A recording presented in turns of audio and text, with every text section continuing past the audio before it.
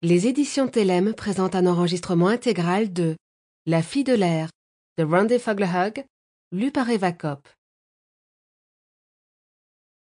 Oh, but you are in my blood, you're my holy wine, you're so bitter, bitter and so sweet.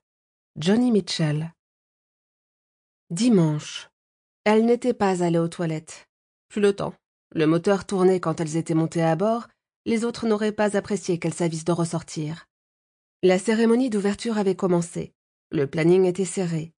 Quand l'avion, quittant la zone d'embarquement, commença à rouler lentement vers la piste vers l'est, Vasselmoy Leland croisa les jambes et s'efforça d'oublier qu'elle n'avait pas pris ses précautions, comme aurait dit sa grand-mère. Elle attacha le mousqueton de sécurité à son harnais. L'épais tissu de laine de son costume folklorique lui grattait les cuisses. Il lui avait fallu un temps fou pour glisser les replis de la jupe à l'intérieur de son legging synthétique bien ajusté, et maintenant, elle crevait de chaud. Elle jeta un œil par-dessus son épaule. Aucune de ses trois amies ne semblait souffrir de démangeaison ou d'une envie pressante. Joni leva les yeux, lui adressa un regard interrogateur. Celle-ci avait gardé ses lunettes et son casque sur les genoux. Par cette chaleur, elle ne supportait rien sur sa tignasse de boucles rousses. Alors que l'appareil faisait demi-tour en bout de piste, Vasselmoy aperçut le type chargé de filmer le saut. Il était à peine visible derrière la crinière de Joni. Elle ne l'avait jamais vu. Un nouveau, sans doute.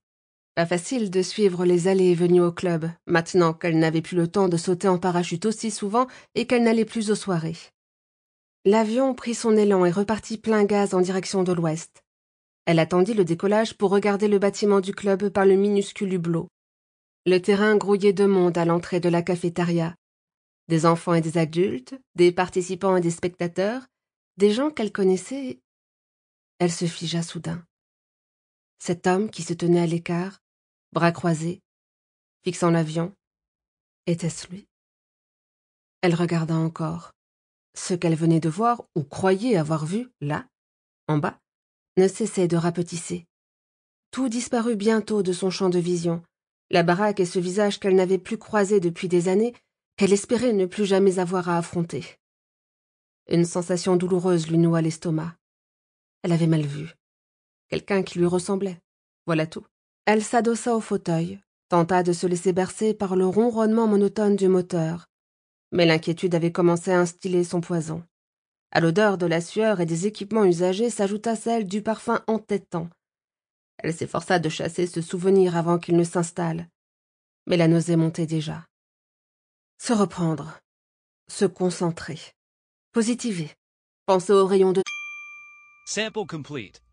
Ready to continue?